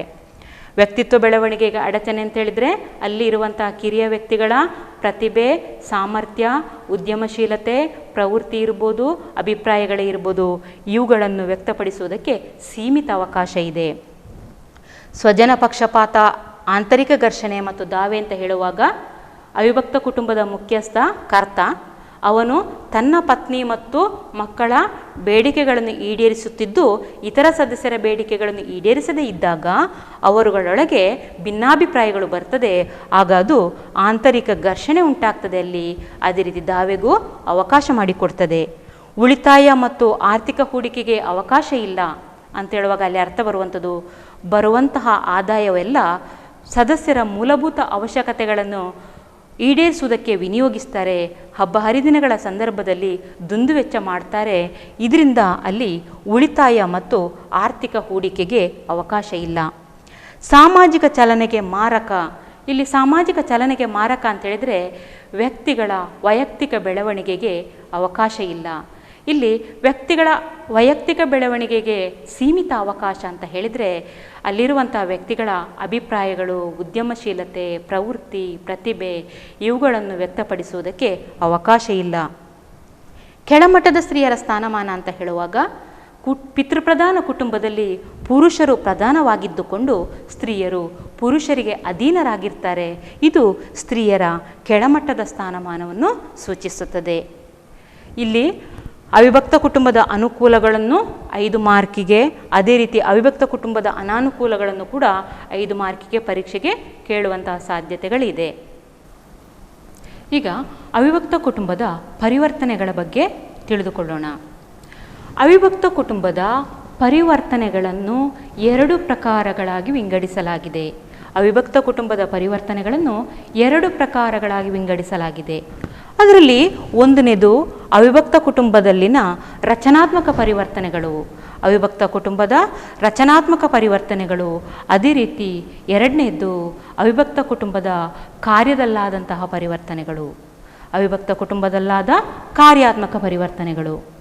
ಈಗ ಅವಿಭಕ್ತ ಕುಟುಂಬದ ರಚನಾತ್ಮಕ ಪರಿವರ್ತನೆಗಳು ಯಾವುವು? ಅದರಲ್ಲಿ ಮೊದಲನೇ ಅಂಶ ಅವಿಭಕ್ತ ಕುಟುಂಬದ ಗಾತ್ರದಲ್ಲಿ ಪರಿವರ್ತನೆ. ಅವಿಭಕ್ತ ಕುಟುಂಬದ ಗಾತ್ರದಲ್ಲಿ ಪರಿವರ್ತನೆ. ಇಲ್ಲಿ ಅವಿಭಕ್ತ ಕುಟುಂಬದ ಗಾತ್ರದಲ್ಲಿ ಪರಿವರ್ತನೆ ಅಂತ ಹೇಳಿದರೆ, ಹಿಂದೆ ಅವಿಭಕ್ತ ಕುಟುಂಬಗಳಲ್ಲಿ 4 ಅಥವಾ ಅದಕ್ಕಿಂತ ಹೆಚ್ಚಿನ ತಲೆಮಾರಿನ ಸದಸ್ಯರಿದ್ದುಕೊಂಡು ಅವರು ಸಾಮಾನ್ಯವಾಗಿ 30-40ರಷ್ಟು ಸದಸ್ಯರನ್ನದು ಒಳಗೊಂಡಿತ್ತು. ಆದರೆ ಇಂದು 2 ಅಥವಾ 3 ತಲೆಮಾರುಗಳನ್ನು ಒಳಗೊಂಡಂತಹ 8 ಅಥವಾ 10 ಜನ ಸದಸ್ಯರನ್ನು ನಾವಿಂದು ಕಾಣ್ತಾ ಇದ್ದೇವೆ. ಇದು ಅವಿಭಕ್ತ ಕುಟುಂಬದ ಗಾತ್ರದಲ್ಲಾದಂತಹ ಪರಿವರ್ತನೆ. ಅವಿಭಕ್ತ ಕುಟುಂಬದ ಗಾತ್ರದಲ್ಲಾದಂತಹ ಪರಿವರ್ತನೆ. ಏನಿಲ್ಲಿ ಗಾತ್ರದಲ್ಲಿ ಪರಿವರ್ತನೆ? ಹಿಂದೆ 4 ಅಥವಾ ಅದಕ್ಕಿಂತ ಹೆಚ್ಚಿನ ತಲೆಮಾರಿನ ಸದಸ್ಯರು ಸಾಮಾನ್ಯವಾಗಿ 30-40ರಷ್ಟು ಜನ ಒಟ್ಟಿಗೆ ಇರ್ತಾಯಿದ್ರು. ಅವರು ಒಂದೇ ಮನೆಯಲ್ಲಿ ವಾಸ ಮಾಡ್ತಾಯಿದ್ರು. ಇಂದು ಏನು ಅಂತ ಹೇಳಿದರೆ 2 ಅಥವಾ 3 ತಲೆಮಾರುಗಳನ್ನು ಹೊಂದಿರುವಂತಹ ಜನ ಅವರು ಸಾಮಾನ್ಯವಾಗಿ 8 ಅಥವಾ 10 ಸದಸ್ಯರುಗಳನ್ನು ಇಂದು ಒಳಗೊಂಡಿದೆ. 2ನೇ ಪಾಯಿಂಟ್, ಆಸ್ತಿಯ ಒಡೆತನದಲ್ಲಿ ಪರಿವರ್ತನೆ. ಅವಿಭಕ್ತ ಕುಟುಂಬದ ರಚನಾತ್ಮಕ ಪರಿವರ್ತನೆಯಲ್ಲಿ 2ನೇ ಅಂಶ ಆಸ್ತಿಯ ಒಡೆತನದಲ್ಲಿ ಪರಿವರ್ತನೆ. ಇಲ್ಲಿ 1956ರ ಹಿಂದೂ ಉತ್ತರಾಧಿಕಾರಿ ಕಾಯ್ದೆ 1956ರ ಹಿಂದೂ ಉತ್ತರಾಧಿಕಾರಿ ಕಾಯ್ದೆಯಿಂದಾಗಿ ಸ್ತ್ರೀಯರು ಕೂಡ ಆಸ್ತಿಯ ಒಡೆತನದ ಹಕ್ಕನ್ನು ಹೊಂದಿರ್ತಾರೆ. ಸ್ತ್ರೀಯರು ಕೂಡ ಆಸ್ತಿಯ ಒಡೆತನದ ಹಕ್ಕನ್ನು ಹೊಂದಿರ್ತಾರೆ. ಅಂದರೆ ಹಿಂದೆ ಸ್ತ್ರೀಯರಿಗೆ ಆಸ್ತಿಯಲ್ಲಿ ಹಕ್ಕು ಇಲ್ಲದಿರುವಂತಹದ್ದು ಇವತ್ತು 1956ರ ಹಿಂದೂ ಉತ್ತರಾಧಿಕಾರಿ ಕಾಯ್ದೆಯಿಂದಾಗಿ ಸ್ತ್ರೀಯರು ಕೂಡ ಆಸ್ತಿಯ ಒಡೆತನದಲ್ಲಿ ಸಮಾನ ಪಾಲನ್ನು ಹೊಂದಿರ್ತಾರೆ. 3ನೇ ಅಂಶ ಅಧಿಕಾರದಲ್ಲಿ ಪರಿವರ್ತನೆ. ಅಧಿಕಾರದಲ್ಲಿ ಪರಿವರ್ತನೆ. ಇಂದು ಅವಿಭಕ್ತ ಕುಟುಂಬಗಳಲ್ಲಿ ಏಕ ವ್ಯಕ್ತಿ ಅಧಿಕಾರ ಕ್ಷೀಣಿಸಿದೆ. ಅವಿಭಕ್ತ ಕುಟುಂಬಗಳಲ್ಲಿ ಏಕ ವ್ಯಕ್ತಿ ಅಧಿಕಾರ ಕ್ಷೀಣಿಸಿದೆ. ಅದೇ ರೀತಿಯಲ್ಲಿ ಕುಟುಂಬದ ಮುಖ್ಯಸ್ಥನ ನಾವು ಕರ್ತ ಅಂತ ಹೇಳ್ತೇವೆ. ಆ ಕರ್ತ ಅಥವಾ ಆ ಕುಟುಂಬದ ಹಿರಿಯ ಸದಸ್ಯ ಯಾರಿದ್ದನೋ ಅವನ ಅಧಿಕಾರವು ಕೂಡ ಇಂದು ಕ್ಷೀಣಿಸಿದೆ. ಅದೇ ರೀತಿ ಪಿತೃಪ್ರಧಾನ ಅವಿಭಕ್ತ ಕುಟುಂಬಗಳು ಕೂಡ ತನ್ನ ಪ್ರಾಮುಖ್ಯತೆಯನ್ನು ಕಳೆದುಕೊಂಡಿವೆ. ಇಲ್ಲಿ ಪಿತೃಪ್ರಧಾನ ಕುಟುಂಬಗಳ ಪ್ರಾಮುಖ್ಯತೆ ಇಂದು ಕಡಿಮೆಯಾಗಿದೆ ಅಂತ ಹೇಳಿದರೆ ಅರ್ಥ ಇಂದು ಕೌಟುಂಬಿಕ ವಿಷಯಗಳಿಗೆ ಸಂಬಂಧಪಟ್ಟ ಹಾಗೆ ಕೇವಲ ಪುರುಷರ ಅಭಿಪ್ರಾಯ ಆಲೋಚನೆಗಳಿಗೆ ಮಾತ್ರ ಪ್ರಾಮುಖ್ಯತೆ ನೀಡದೆ ಸ್ತ್ರೀಯರ ಅಭಿಪ್ರಾಯ ಆಲೋಚನೆಗಳೇನಿದೆಯೋ ಅವುಗಳನ್ನು ಕೂಡ ಗಣನೆಗೆ ತೆಗೆದುಕೊಳ್ಳಲಾಗುತ್ತದೆ.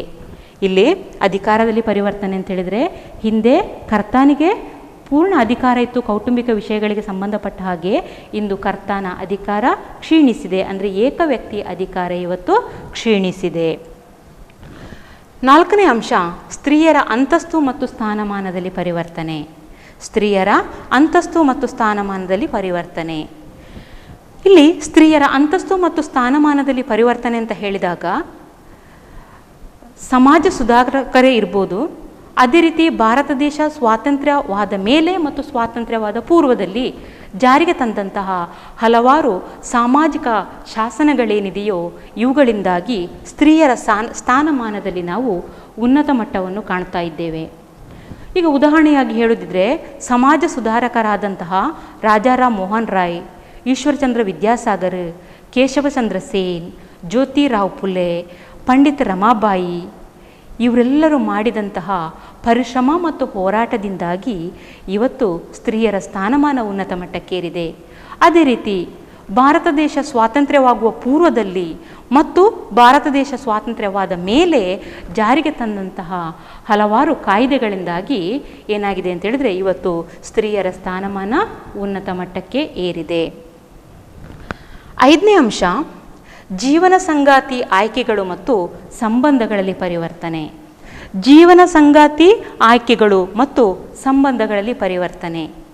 ಇಲ್ಲಿ ಜೀವನ ಸಂಗಾತಿ ಆಯ್ಕೆಗೆ ಸಂಬಂಧಪಟ್ಟ ಹಾಗೆ ಇಂದು ಏನು ಪರಿವರ್ತನೆ ಆಗಿದೆ ಅಥವಾ ಹಿಂದೆ ಹೇಗಿತ್ತು?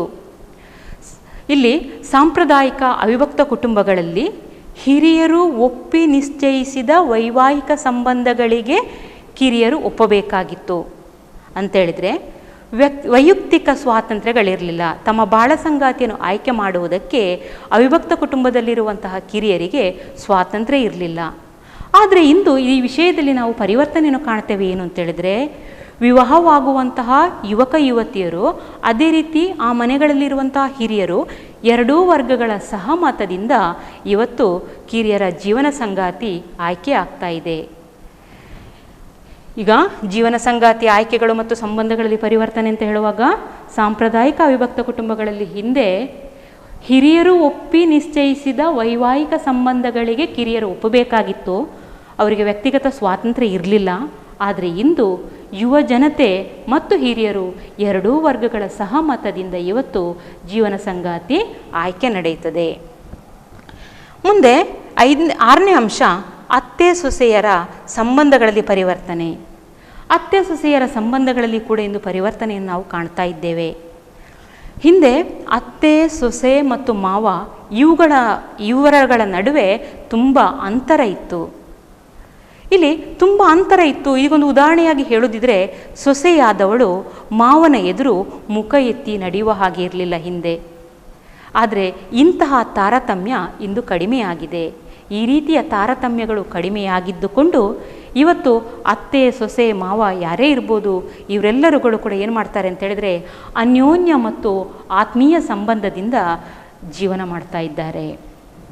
ಇಲ್ಲಿ ಅತ್ತೆ ಸೊಸೆ ಮತ್ತರ ಸಂಬಂಧಗಳಲ್ಲಿ ಪರಿವರ್ತನೆ ಅಂತ ಹೇಳುವಾಗ ಹಿಂದೆ ಅತ್ತೆ ಸೊಸೆ ಮಾವ ಇವರುಗಳ ಸಂಬಂಧದಲ್ಲಿ ತುಂಬ ಅಂತರ ಇತ್ತು. ಆದರೆ ಇಂದು ಈ ರೀತಿಯ ಅಂತರ ಕಡಿಮೆಯಾಗಿ ಪರಸ್ಪರ ಅನ್ಯೋನ್ಯ ಆತ್ಮೀಯತೆಯಿಂದ ಜೀವನ ಮಾಡ್ತಾ ಇದ್ದಾರೆ. 7ನೇ ಪರಿವರ್ತನೆ ಏನು ಅಂತ ಹೇಳಿದರೆ ದುರ್ಬಲವಾಗುತ್ತಿರುವ ಕೌಟುಂಬಿಕ ನಿಯಮಗಳು. ಸಾಂಪ್ರದಾಯಿಕ ಅವಿಭಕ್ತ ಕುಟುಂಬಗಳು ಶಿಸ್ತು ಮತ್ತು ಸಂಪ್ರದಾಯಗಳಿಗೆ ಹೆಸರುವಾಸಿಯಾಗಿತ್ತು. ಆದರೆ ಇಂದು ಸ್ವಾತಂತ್ರ್ಯ, ಸಮಾನತೆ, ಪ್ರಜಾಪ್ರಭುತ್ವ, ವ್ಯಕ್ತಿವಾದ, ವೈಚಾರಿಕತೆ ಇವುಗಳಿಂದಾಗಿ ಅವಿಭಕ್ತ ಕುಟುಂಬದ ನಿಯಮಗಳು ದುರ್ಬಲವಾಗ್ತಾ ಇದೆ. ಇಲ್ಲಿ ದುರ್ಬಲವಾಗುತ್ತಿರುವ ಕೌಟುಂಬಿಕ ನಿಯಮಗಳು ಅಂತ ಹೇಳಿದರೆ ಸಾಂಪ್ರದಾಯಿಕ ಅವಿಭಕ್ತ ಕುಟುಂಬಗಳು ಶಿಸ್ತು ಮತ್ತು ಸಂಪ್ರದಾಯಕ್ಕೆ ಬಹಳಷ್ಟು ಪ್ರಸಿದ್ಧವಾಗಿದ್ದವು. ಆದರೆ ಇಂದು ಸ್ವಾತಂತ್ರ್ಯ, ಸಮಾನತೆ, ಪ್ರಜಾಪ್ರಭುತ್ವ, ವ್ಯಕ್ತಿವಾದ, ವೈಚಾರಿಕತೆ ಇವುಗಳಿಂದಾಗಿ ಏನಾಗಿದೆ ಅಂತ ಹೇಳಿದರೆ ಅವಿಭಕ್ತ ಕುಟುಂಬದ ನಿಯಮಗಳು ಸಡಿಲಗೊಂಡಿವೆ. ಅವಿಭಕ್ತ ಕುಟುಂಬದ ರಚನಾತ್ಮಕ ಪರಿವರ್ತನೆಯಲ್ಲಿ 8ನೇ ಅಂಶ ಅವಲಂಬಿತ ಅಣು ಕುಟುಂಬಗಳಿಗೆ ದೊರೆಯುತ್ತಿರುವ ಜನಪ್ರಿಯತೆ. ಅಂದರೆ ಅವಿಭಕ್ತ ಕುಟುಂಬಗಳಿದ್ದದ್ದು ಇಂದು ಅಣು ಕುಟುಂಬಗಳಾಗಿವೆ.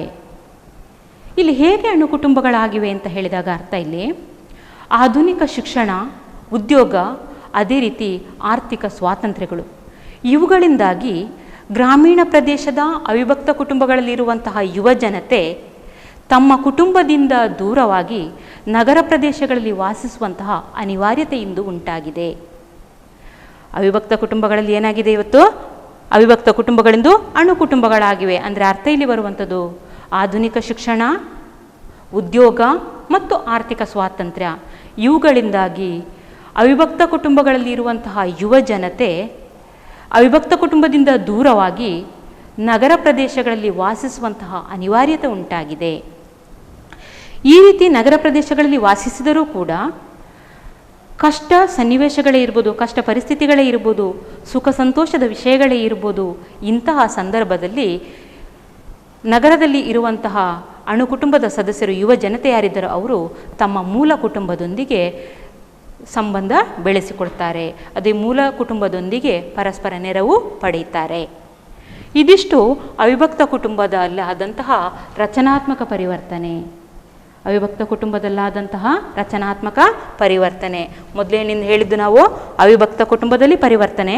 ಅವಿಭಕ್ತ ಕುಟುಂಬದ ಪರಿವರ್ತನೆಗಳನ್ನು 2 ಪ್ರಕಾರಗಳಾಗಿ ವಿಂಗಡಿಸ್ಬೋದು.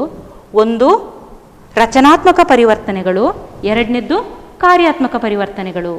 ರಚನಾತ್ಮಕ ಪರಿವರ್ತನೆಯಲ್ಲಿ ಅವಿಭಕ್ತ ಕುಟುಂಬದ ಗಾತ್ರದಲ್ಲಿ ಪರಿವರ್ತನೆ ಅಂತ ಹೇಳಿದರೆ ಹಿಂದೆ 4 ಅಥವಾ ಅದಕ್ಕಿಂತ ಹೆಚ್ಚಿನ ತಲೆಮಾರಿನ ಸದಸ್ಯರಿದ್ದುಕೊಂಡು ಸುಮಾರು 30-40ರಷ್ಟು ಸದಸ್ಯರಿದ್ದರು. ಆದರೆ ಇಂದು 2 ಅಥವಾ 3 ತಲೆಮಾರುಗಳನ್ನು ಒಳಗೊಂಡಂತಹ 8 ಅಥವಾ 10 ಜನ ಸದಸ್ಯರಿರ್ತಾರೆ. ಆಸ್ತಿಯ ಒಡೆತನದಲ್ಲಿ ಪರಿವರ್ತನೆ ಅಂತ ಹೇಳಿದಾಗ 1956ರ ಹಿಂದೂ ಉತ್ತರಾಧಿಕಾರಿ ಕಾಯ್ದೆಯು ಏನು ಮಾಡ್ತದೆ ಅಂತ ಹೇಳಿದರೆ ಆಸ್ತಿಯಲ್ಲಿ ಸ್ತ್ರೀಯರಿಗೂ ಕೂಡ ಸಮಾನ ಪಾಲು ನೀಡುತ್ತದೆ. ಮೂರನೇದು ಅಧಿಕಾರದಲ್ಲಿ ಪರಿವರ್ತನೆ ಅಂತ ಹೇಳಿದಾಗ ಅವಿಭಕ್ತ ಕುಟುಂಬಗಳಲ್ಲಿ ಇರುವಂತಹ ಏಕ ವ್ಯಕ್ತಿ ಅಧಿಕಾರ ಅಂದರೆ ಕರ್ತ ಅಥವಾ ಮನೆಯಲ್ಲಿರುವಂತಹ ಹಿರಿಯ ಸದಸ್ಯ ಯಾರಿದ್ದಾನೋ ಅವನ ಅಧಿಕಾರ ಇಂದು ಕ್ಷೀಣಿಸಿದೆ. 4ನೇ ಅಂಶ, ಸ್ತ್ರೀಯರ ಅಂತಸ್ತು ಮತ್ತು ಸ್ಥಾನಮಾನದಲ್ಲಿ ಪರಿವರ್ತನೆಯಲ್ಲಿ ಭಾರತ ದೇಶದಲ್ಲಿ ಸಮಾಜ ಸುಧಾರಕರು ಮಾಡಿದಂತಹ ಪರಿಶ್ರಮ ಮತ್ತು ಹೋರಾಟ, ಅದೇ ರೀತಿಯಲ್ಲಿ ಸ್ವಾತಂತ್ರ್ಯ ಪೂರ್ವದಲ್ಲಿ ಮತ್ತು ಸ್ವಾತಂತ್ರ್ಯ ನಂತರದಲ್ಲಿ ಜಾರಿಗೆ ಬಂದಂಥ ಹಲವಾರು ಸಾಮಾಜಿಕ ಶಾಸನಗಳಿಂದಾಗಿ ಸ್ತ್ರೀಯರ ಸ್ಥಾನಮಾನದಲ್ಲಿ ಪರಿವರ್ತನೆಗಳುಂಟಾಗಿದೆ. 5ನೇ ಅಂಶ, ಜೀವನ ಸಂಗಾತಿ ಆಯ್ಕೆಗಳು ಮತ್ತು ಸಂಬಂಧಗಳಲ್ಲಿ ಪರಿವರ್ತನೆ ಅಂದಾಗ, ಹಿಂದೆ ಮನೆಯಲ್ಲಿರುವಂಥ ಅವಿಭಕ್ತ ಕುಟುಂಬಗಳಲ್ಲಿ ಇರುವಂಥ ಹಿರಿಯರು ಒಪ್ಪಿ ನಿಶ್ಚಯಿಸಿದಂತಹ ವೈವಾಹಿಕ ಸಂಬಂಧಗಳಿಗೆ ಕಿರಿಯರು ಒಪ್ಪಬೇಕಾಗಿತ್ತು. ಯುವ ಜನತೆಗೆ ಜೀವನ ಸಂಗಾತಿಯನ್ನು ಆಯ್ಕೆ ಮಾಡುವಲ್ಲಿ ಸ್ವಾತಂತ್ರ್ಯಗಳಿರಲಿಲ್ಲ. ಆದರೆ ಇಂದು ಕಿರಿಯರು ಮತ್ತು ಹಿರಿಯರು ಎರಡೂ ವರ್ಗಗಳು ಸಹಮತದಿಂದ ಜೀವನ ಸಂಗಾತಿಯನ್ನು ಆಯ್ಕೆ ಮಾಡ್ತಾರೆ. ಅತ್ತೆ ಸೊಸೆಯ ಸಂಬಂಧದಲ್ಲಿ ಹಿಂದೆ ತುಂಬ ಅಂತರಗಳಿತ್ತು. ಆದರೆ ಈ ಅಂತರ ಕಡಿಮೆಯಾಗಿ ಇವತ್ತು ಅನ್ಯೋನ್ಯ ಮತ್ತು ಆತ್ಮೀಯ ಸಂಬಂಧವನ್ನು ಕಾಣ್ತಾ ಇದ್ದೇವೆ. ದುರ್ಬಲವಾಗುತ್ತಿರುವ ಕೌಟುಂಬಿಕ ನಿಯಮಗಳಲ್ಲಿ ಹಿಂದೆ ಅವಿಭಕ್ತ ಕುಟುಂಬಗಳು ಶಿಸ್ತು ಮತ್ತು ಸಂಪ್ರದಾಯಗಳಿಗೆ ಹೆಸರುವಾಸಿಯಾಗಿತ್ತು. ಇಂದು ಸ್ವಾತಂತ್ರ್ಯ, ಸಮಾನತೆ, ಪ್ರಜಾಪ್ರಭುತ್ವ, ವ್ಯಕ್ತಿವಾದ, ಅದೇ ರೀತಿಯಲ್ಲಿ ವೈಚಾರಿಕತೆ ಇವುಗಳಿಂದಾಗಿ ಅವಿಭಕ್ತ ಕುಟುಂಬದ ನಿಯಮಗಳಿಂದು ಸಡಿಲಗೊಂಡಿವೆ. ಕೊನೆಯದಾಗಿ ಅವಲಂಬಿತ ಅಣು ಕುಟುಂಬಗಳಿಗೆ ದೊರೆಯುತ್ತಿರುವ ಜನಪ್ರಿಯತೆ. ಇದರಲ್ಲಿ ಶಿಕ್ಷಣ, ಉದ್ಯೋಗ ಮತ್ತು ಆರ್ಥಿಕ ಸ್ವಾತಂತ್ರ್ಯಗಳಿಂದಾಗಿ ಅವಿಭಕ್ತ ಕುಟುಂಬದ ಸದಸ್ಯರು ಯಾರಿದ್ದರೋ ಆ ಸದಸ್ಯರು ಅವಿಭಕ್ತ ಕುಟುಂಬದಿಂದ ದೂರವಾಗಿ ನಗರಗಳಲ್ಲಿ ವಾಸಿಸ್ತಾರೆ. ಇಂತಹ ನಗರ ಪ್ರದೇಶಗಳಲ್ಲಿ ವಾಸಿಸುವಂತಹ ಅನಿವಾರ್ಯತೆಯೂ ಕೂಡ ಇಂದು ಯುವ ಜನತೆಗೆ ಉಂಟಾಗಿದೆ. ಇದು ಏನಾಗಿದೆ ಅಂತ ಹೇಳಿದರೆ ಅವಿಭಕ್ತ ಕುಟುಂಬದಲ್ಲಾದಂತಹ ರಚನಾತ್ಮಕ ಇವುಗಳಿಷ್ಟು ಪರಿವರ್ತನೆಗಳು.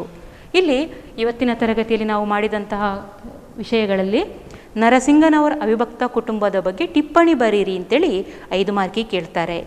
ಅದೇ ರೀತಿಯಲ್ಲಿ ಅವಿಭಕ್ತ ಕುಟುಂಬದ ಅನುಕೂಲಗಳು 5 ಮಾರ್ಕಿಗೆ ಬರುವಂತಹದ್ದು, ಅನಾನುಕೂಲಗಳು 5 ಮಾರ್ಕಿಗೆ.